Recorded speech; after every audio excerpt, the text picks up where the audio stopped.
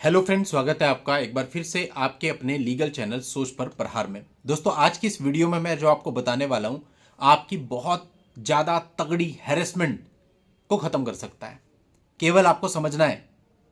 आप ये समझिए कि अगर आपके ऊपर से 80% बर्डन ही ख़त्म हो जाए, अगर आपके ऊपर झूठे केसेज हो रखे तो आप कितना रिलैक्स फील करेंगे। तो ऐसा ही कुछ आज के इस वीडियो में बताऊंगा। और अगर इस वीडियो को देखने के बाद आप ठंडे दिमाग से सोच विचार करें और अपनी जितनी भी परिस्थितियां, जो भी केस आपके ऊपर चल रहे हैं, उन चीज़ों पर मंथन करें, तो डेफिनेटली मैं समझता हूं कि आप अपने एक दो केस तो ऐसे ही निपटा सकते हैं। वीडियो बहुत इंपॉर्टेंट रहेगा, आखिरी तक इस वीडियो में बने रहना। दोस्तों, आज रात के 12 बजे तक जो भी व्यक्ति मेंबरशिप ज्वाइन करेंगे उन्हें हमारी तरफ से 20 judgments free of the cost provide किए जाएंगे। बस आपको मेंबरशिप लेने के बाद स्क्रीनशॉट लेके हमारा जो नंबर है 9319031410 उस पर व्हाट्सएप कर देना है। अब दोस्तों, मेंबरशिप शुरू भी आप ही के लिए की गई है। बहुत सारे लोग रिक्वेस्ट कर रहे थे, सर ऐसी कम्युनिटी बनाई। अब इसके लिए आपको करना क्या होता है, एक मिनिमम अमाउंट है 150 rupees per month, which is nothing, जो आज के समय पे एक चाय और मैगी की प्राइस है। और उसमें आपको महीने में 5-6 बार लाइव स्ट्रीमिंग भी मिल जाती है, जिसमें आप सभी के क्वेश्चन किए जाते हैं, क्योंकि लोग कम होते हैं तो हर एक के क्वेश्चन का आंसर दिया जाता है। रेगुलर आपके लिए नई नई पोस्ट भी आती हैं।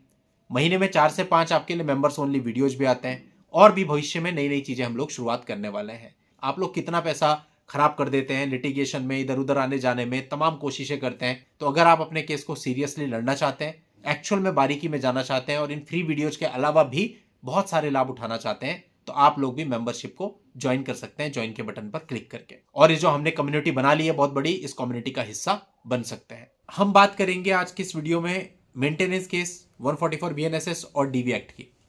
ये जो दो केस मैं आपको बता रहा हूं, ये दोनों केसेज में व्यक्ति का सबसे ज्यादा हैरेसमेंट होता है, स्पेशली तब जब वो किसी दूसरे शहर से आ रहा होता है। जाहिर सी बात है, कोई देहरादून से अमृतसर जा रहा है, या अमृतसर से बैंगलोर जा रहा है, या बैंगलोर से हैदराबाद आ रहा है, उसकी हैरेसमेंट वो सबसे ज्यादा है।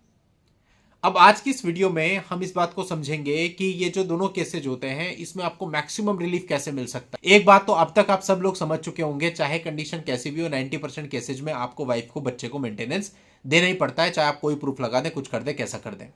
इतना सब जानते हैं आज के टाइम पे। अब इससे आगे क्या, आप ये देखिए आपकी इनकम कितनी है। सबसे पहला फैक्टर, अगर आपकी इनकम फिक्स है, आपकी सैलरी आती है, आपकी कंपनी के बारे में और आपकी सैलरी के बारे में आपकी पत्नी को पता है, तो आपके लिए सबसे बेहतर ऑप्शन बताऊं क्या है, आप कोर्ट में जाओ ही मत। इन दोनों ही केस में कुछ होना नहीं है किसी के भी खिलाफ। आखिरी में एक मेंटेनेंस का ऑर्डर होता है, ये आपको पता ही है। इसको आप एक्सपार्टी हो जाने दो, लास्ट में एक मेंटेनेंस का ऑर्डर होगा, और एक्सपार्टी अगर होता है तो 6 महीने में केस भी खत्म हो जाएगा।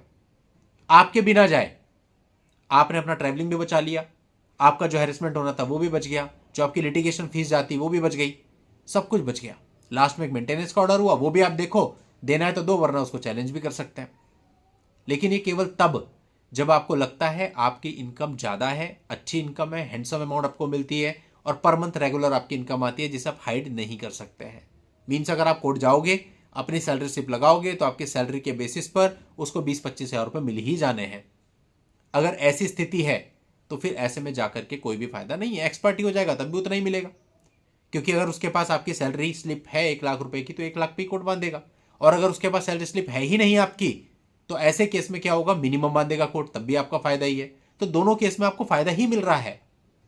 आपका जाकर के केवल तब फायदा है क्योंकि आपको पता है, देखो ये जो मेंटेनेंस और डीवी के केस होते हैं ना, 6-6, 7-7, 8-8 साल से भी चल रहे हैं, ऐसे केसेस आज भी एक्सिस्ट करते हैं।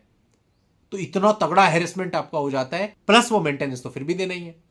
तो फायदा क्या, तो केवल तब जब आपकी इनकम बिल्कुल ही लो साइड में है, वाइफ ने मांगा हुआ है 25 हज़ार, लेकिन आपकी इनकम ही 10, 12, 15, 20 हज़ार रुपए, तो ऐसे केस में तो फिर भी जाके फायदा है कि साहब मेरी तो 20 हज़ार इनकम है। तो कोर्ट 20 हज़ार की इनकम पे क्या लगा लेगा, 5-7 हज़ार, 8 हज़ार लगा लेगा, इससे ज़्यादा नहीं लगाएगा। तो फिर तो कंटेस्ट करके फायदा है, लेकिन अदरवाइज आपको कंटेस्ट करके फायदा ही नहीं है। तो पॉइंट पूरे वीडियो का यह है कि आप ऐसे मामलों में इन चीजों को कंटेस्ट मत कीजिए। पहले आप एनालाइज कीजिए आपकी इनकम कितनी है, आपकी इनकम के बारे में आपकी पत्नी को जानकारी कितनी है, उसके बाद डिसाइड कीजिए कि मुझे कंटेस्ट करना है या फिर इसको एक्सपार्टी होने देना है। बहुत से मामलों में, इवन अधिकतर मामलों में एक्सपार्टी होने में फायदा मिलता है। एक मामला था जिसमें पति की सैलरी 2.5 लाख रुपए पर मंथ थी। पत्नी ने मेंटेनेंस का केस फाइल किया, पति मेरे कॉन्टेक्ट में आया, उसने मुझे बोला साहब मैं क्या करूं। मैंने कहा आप ये बताओ सबसे पहले आप इस कंपनी में कब से काम कर रहे हो। कहता है अभी अभी मैं इस नई कंपनी को ज्वाइन किया हूं। मैंने कहा आपकी पत्नी को पता है। कहता नहीं। मैंने कहा मत जाओ। अब वो गया ही नहीं, पत्नी के पास कोई प्रूफ नहीं था। कोर्ट ने क्या किया, 15,000 रुपये महीने का ऑर्डर कर दिया। और आप खुद सोचो, अगर वो जाता और 2.5 लाख रुपए की अपनी सैलरी लगा देता तो कितने का ऑर्डर होता, अंदाजा बताइए। 50 से 60,000 रुपये महीने का ऑर्डर हो जाता कम से कम। अब 15,000 रुपये जब पत्नी को मिले, उसे खुद लगा भाई ये क्या है, उस मामले में म्यूचुअल डाइवोर्स हो गया, पिटीशन भी मैंने बना के दी थी, केवल उस फिगर को देखते हुए, क्योंकि पत्नी की एक्सपेक्टेशन बहुत ज्यादा थी, वो टूट गई। तो दोस्तों इस तरह से भी कई बार होता है। तो आपको समझना होता है कि केस को कैसे लड़ना है। पहले समझो फिर केस के अंदर एंटर करो। लोग यहां बिल्कुल उल्टा चलते हैं, पहले एंटर करते हैं, बाद में समझने की कोशिश करते हैं, तब तक बुरी तरह से फंस चुके होते हैं। मेरे पास कई केस आते हैं, सर आप इसमें इन्वॉल्व हो जाओ। जब मैं देखता हूं तो पूरी खिचड़ी बनी हुई होती है। एट द एंड मुझे मना करना पड़ता है, भैया सॉरी हम इसमें इन्वॉल्व नहीं हो सकते। तो ऑलरेडी आपने इसको पूरा बिगाड़ रखा है। तो उम्मीद करता हूं आप पूरी बात को समझे होंगे। आज की इस वीडियो में इतना ही। नेक्स्ट वीडियो में नई जानकारी के साथ मैं आपसे फिर मिलता हूं। तब तक के लिए goodbye and thank you for watching. Take care.